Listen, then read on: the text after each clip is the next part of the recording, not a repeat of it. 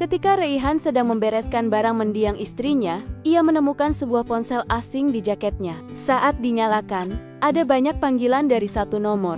Apa yang sebenarnya terjadi? Sebelum memulai ceritanya, jangan lupa klik subscribe dan tuliskan di kolom komentar dari kota mana kalian menonton.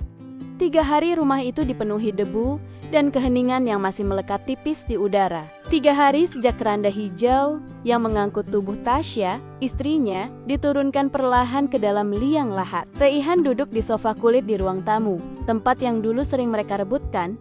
Siapa yang berhak duduk di bagian paling nyaman? Kini, sofa itu terasa terlalu besar, terlalu dingin, dan benar-benar miliknya sepenuhnya.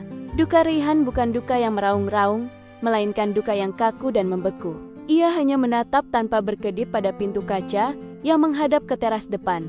Setiap pagi selama 5 tahun pernikahan mereka, Tasya akan muncul dari balik pintu itu. Wajahnya merona karena angin pagi, rambutnya sedikit berantakan, dan senyum kecil yang selalu ia berikan saat melihat Raihan pura-pura masih tidur. "Aku pulang!" serunya riang. Suaranya seperti bel kecil. Raihan masih merasa seolah Tasya akan pulang seperti biasa dari jalan pagi di taman. Ia menunggu suara kunci diputar. Ia menunggu bau keringat bercampur parfum lavender yang selalu dibawa Tasya. Ia menunggu tas tangan kecil Tasya diletakkan di meja konsol. Ia menunggu, padahal ia tahu, di taman manapun di kota ini, Tasya tidak akan pernah melangkah pulang lagi. Rumah terasa hampa, bukan hampa yang kosong, melainkan hampa yang padat oleh ingatan. Setiap benda di rumah mengingatkannya pada kehadiran sang istri. Gelas kesayangan Tasya dengan gambar kucing konyol masih tergantung di rak dapur. Bantal sofa yang posisinya selalu dimiringkan Tasya untuk menopang punggungnya saat menonton drama. Bahkan sikat gigi ungu di kamar mandi yang tampak tegak dan kesepian di samping sikat gigi biru milik Raihan memancarkan ketiadaan Tasya yang menusuk. Terkadang ia berdiri di depan pintu kamar tidur mendengarkan. Ia menunggu dengungan mesin jahit Tasya yang suka dipakai tengah malam saat Tasya sedang iseng. Ia menunggu suara air keran yang dimatikan setelah Tasya mencuci wajah sebelum tidur. Namun, yang ada hanya bunyi detak jarum jam dinding. Dan di telinga Raihan, suara itu terdengar seperti perhitungan mundur menuju kegilaan. Ia harus melakukan sesuatu, apapun, untuk meredakan kekakuan yang mencekiknya. Meski berat, Raihan memutuskan untuk menata barang-barang peninggalan Tasya seorang diri. Ia tidak ingin bantuan, ia tidak ingin sentuhan orang lain, menodai kenangan yang ia yakini hanya ia dan Tasya yang memilikinya. Ia memulai dari lemari pakaian. Sebuah tugas yang seharusnya sederhana, namun terasa seperti penjelajahan gua penuh ranjau emosional. Ia membuka pintu lemari, dan aroma Tasya, campuran pelembut pakaian dan sedikit vanila, menyeruak keluar. Raihan menarik napas dalam-dalam, mencoba menahan aroma itu di paru-parunya. Setiap pakaian membangkitkan kenangan. Ada gaun biru tua yang dipakai Tasya saat pesta ulang tahun pernikahan teman mereka. Raihan ingat bagaimana matanya bersinar di bawah cahaya remang-remang saat itu.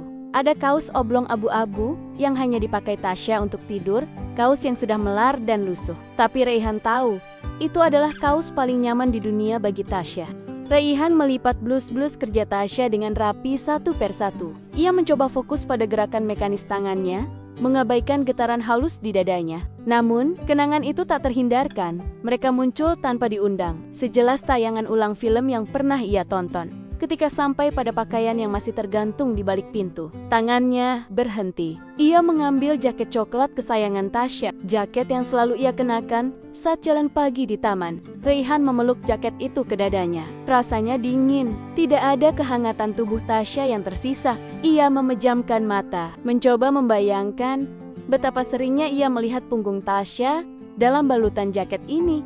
Saat memeluknya, ia merasakan sesuatu yang keras dan persegi di dalam kantong jaket sebelah kanan. Tangan Raihan merogoh kantong itu, dan ia menarik keluar sebuah benda. Benda itu adalah ponsel lama dengan layar retak. Itu bukan ponsel Tasya.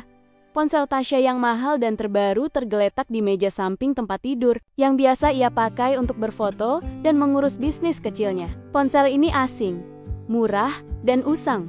Raihan membalik-balikkan ponsel itu. Pikirannya mendadak kosong, lalu langsung terisi penuh dengan berbagai pertanyaan yang beracun. Jantungnya berdebar keras.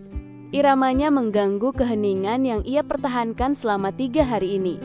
Ia bingung. Apakah Tasya menyembunyikan sesuatu?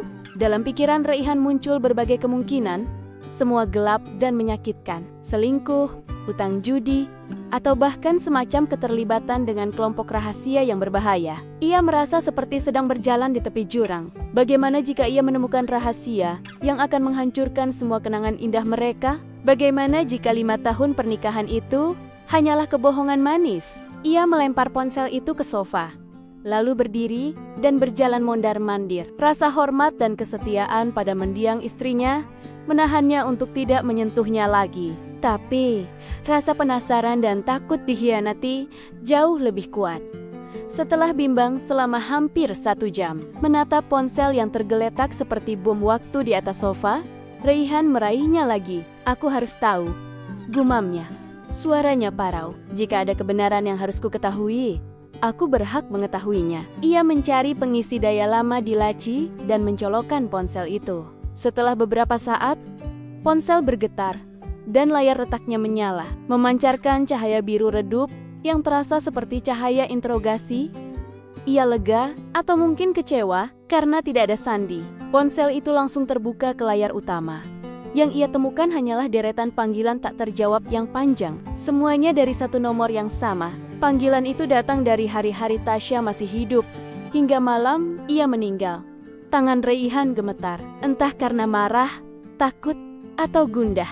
Siapa orang ini? Mengapa ia terus menghubungi ponsel lama yang disimpan Tasya di saku jaketnya? Tanpa berpikir panjang, didorong oleh dorongan yang tak bisa ia kontrol, Raihan menekan tombol panggil balik. Ia mengangkat ponsel itu ke telinganya. Jantungnya berpacu secepat mobil di tikungan tajam. Bunyi dering yang membosankan memecah keheningan rumah. 1 kali, 2 kali, 3 kali. Di dering keempat, sebuah suara menjawab. Suara yang tua, serak, dan terdengar penuh kelegaan, bercampur dengan sedikit nada kesal. Akhirnya kamu mengangkat teleponku. Kamu sudah berjanji akan mengembalikan ponselku hari Senin lalu, nak. Kata suara wanita tua di ujung telepon itu. Suaranya terdengar ramah, namun menuntut. Raihan membeku. Maaf bu, saya bukan orang yang ibu maksud. Katanya, suaranya tercekat. Saya menemukan ponsel ini di saku jaket istri saya. Dia sudah meninggal 3 hari lalu. Ada hening yang lebih dalam dan lebih menyakitkan daripada keheningan di rumahnya. Ya Tuhan, bisik suara itu, yang sekarang terdengar sangat rapuh. Tasya meninggal? Terdengar suara isakan pelan. Tidak mungkin, dia masih membawakanku air beberapa hari lalu. Sari, nama wanita tua itu, menjelaskan bahwa ponsel itu adalah miliknya. Ia menjatuhkannya di taman sekitar 5 hari yang lalu. Tasya yang menemukannya dan berjanji akan mengembalikannya saat mereka bertemu lagi. Tasya, dengan kebaikan hatinya, memastikan Sari bisa meneleponnya dan berjanji akan mengembalikan ponsel itu segera setelah Tasya selesai memperbaiki layarnya ke tukang servis. Namun, Tasya meninggal sebelum sempat melakukannya. Raihan merasa malu yang luar biasa. Memukulnya seperti gelombang pasang. Ia telah menuduh istrinya yang sudah meninggal dengan hal-hal yang keji. Padahal, Tasya sedang melakukan tindakan kebaikan yang paling sederhana dan paling murni. Raihan mengatur napasnya. Bu Sari, saya minta maaf. Bisakah saya bertemu ibu? Saya akan mengembalikan ponsel ini. Setelah layar ponsel itu diperbaiki, mereka sepakat bertemu di taman. Di bangku yang sama, tempat Tasya dan Sari biasa duduk. Sari yang berusia 72 tahun adalah seorang wanita yang wajahnya penuh kerutan kebaikan dan matanya yang teduh menyiratkan kebijaksanaan. Tasya itu anak yang luar biasa, kata Sari. Matanya berkaca-kaca setelah Raihan mengembalikan ponselnya. Kami bertemu setiap hari. Dia selalu menyempatkan diri mengobrol dengan saya, meskipun hanya sebentar. Dia bilang, itu terapi pagi baginya. Sari mulai bercerita tentang Tasya yang tak pernah Raihan kenal. Tasya sering membantu orang lain. Setiap pagi, ia akan membawa kantong kecil berisi makanan ringan untuk anak-anak kecil yang lewat. Ia selalu membantu orang tua yang kesulitan berjalan atau membawa tas belanja mereka. Sari sendiri sering mendapatkan bantuan dari Tasya. Ia akan membawakan air minum di botol kaca kecilnya, memastikan Sari tidak kepanasan, atau sekadar berbagi cerita lucu untuk menghiburnya. Semua orang di taman ini mengenalnya, nak, kata Sari, menunjuk ke sekeliling dengan tongkatnya. Si tukang sapu, penjual balon. Bahkan kucing-kucing liar di sini tahu Tasya, mereka menyayanginya. Dia itu malaikat kecil di tengah rutinitas kami. Raihan tersadar, istrinya punya dunia kecil yang indah. Dunia penuh kebaikan yang tidak pernah ia tahu. Selama ini, ia hanya melihat Tasya sebagai istri yang memasak, ibu yang mengurus anak tunggal mereka, dan pendamping tidur. Ia tidak pernah melihat sisi lain Tasya, sisi yang bersinar terang saat ia sendirian di pagi hari. Sari bahkan berkata, Tasya sering bercerita tentang keluarganya dengan bangga. Dia selalu cerita tentang suaminya yang hebat, yang pekerja keras. Sari tersenyum. Katanya, suaminya ini ambisius, tapi romantis. Dia selalu bilang, walau sibuk, Raihan itu tulang punggung keluarga yang paling kuat. Dan dia sangat bangga dengan anak kalian. Dia selalu menunjukkan foto anaknya yang sedang bermain di playgroup. Kata-kata Sari menghantam Raihan lebih keras daripada duka itu sendiri. Raihan menangis. Ia tersadar bahwa ia tak mengenal sisi terbaik istrinya. Ia terlalu sibuk akhir-akhir ini, terlalu fokus pada pekerjaannya, pada proyek baru, pada tuntutan untuk menjadi suami yang sukses secara materi. Ia lupa bahwa kesuksesan sejati adalah menjadi suami yang mendengarkan. Ia ingat percakapan terakhir mereka yang benar-benar ia dengarkan. Itu mungkin seminggu yang lalu, dan Tasya hanya berbicara tentang rencana renovasi dapur. Sisanya hanyalah gumaman, jawaban singkat, dan anggukan yang dipaksakan saat mata Raihan tetap terpaku pada layar laptopnya. Ia tidak pernah menanyakan apa yang Tasya lakukan di taman. Ia hanya menganggapnya sebagai rutinitas fisik, tanpa menyadari itu adalah pelarian spiritual bagi Tasya. Raihan berterima kasih pada Sari dan berdiri. Ia memutuskan untuk berjalan mengelilingi taman itu, tempat yang selama 5 tahun ia anggap hanya sebagai latar belakang untuk jaket coklat istrinya di sana. Ia melihat jejak kebaikan Tasya.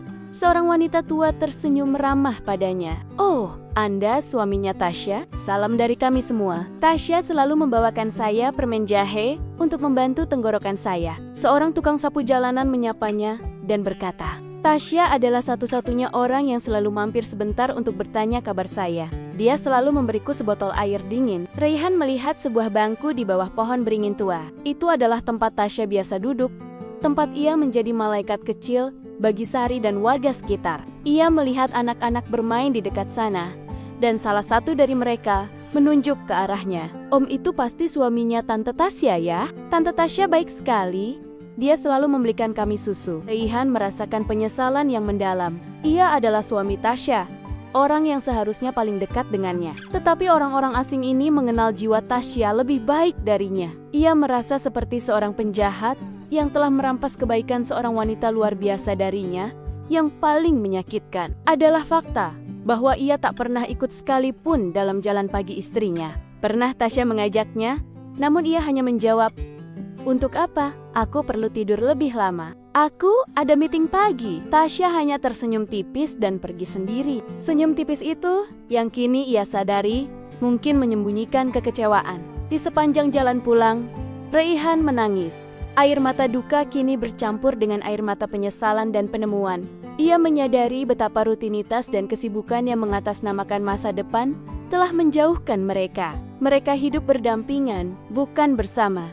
Dulu pertanyaan bagaimana harimu hanya dijawab biasa oleh Tasya atau melelahkan oleh Raihan.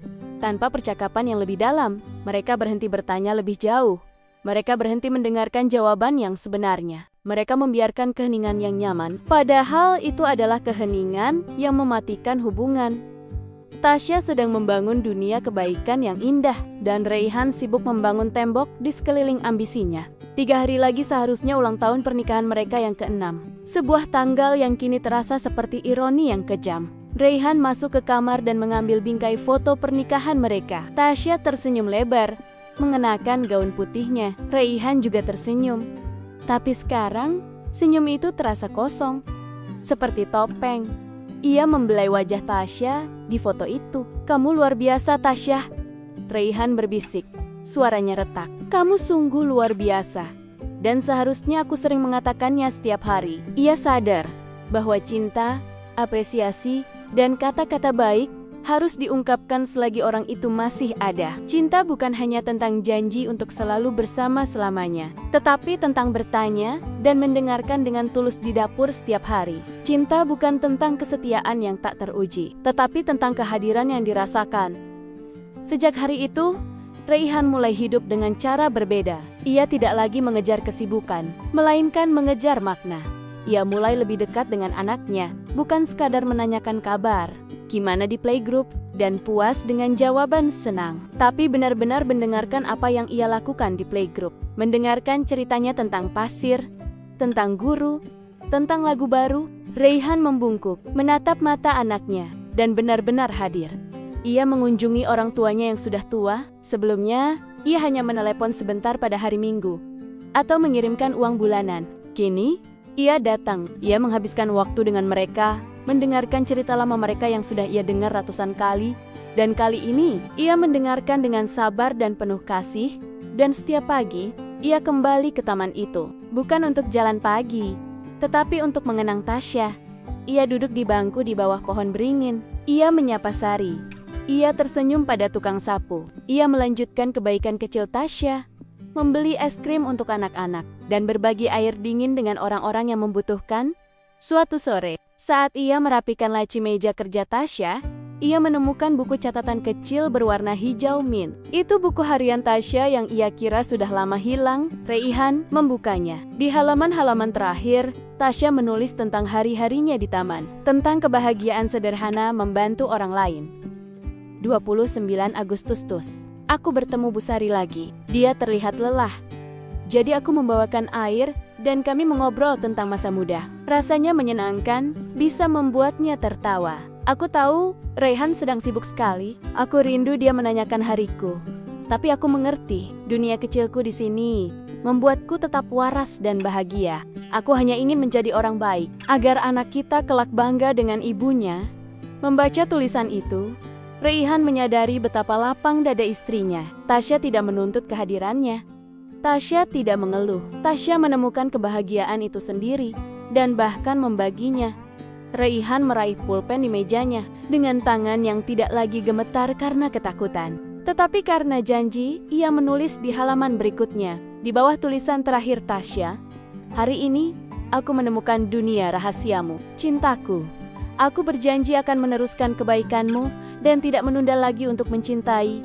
Aku akan mendengarkan dengan hatiku. Aku janji." Raihan berubah menjadi pribadi yang lebih hangat dan terbuka. Kehilangan Tasya telah merenggut rutinitasnya, tetapi meninggalkan hadiah yang jauh lebih berharga. Kesadaran. Ia belajar bahwa hidup adalah tentang kebaikan kecil yang sering luput kita lihat. Kebaikan yang Tasya sebarkan di bangku taman. Ia belajar bahwa cinta bukan hanya milik dua orang di kamar tidur, tetapi harus dibagikan, dipraktikkan, dan diucapkan.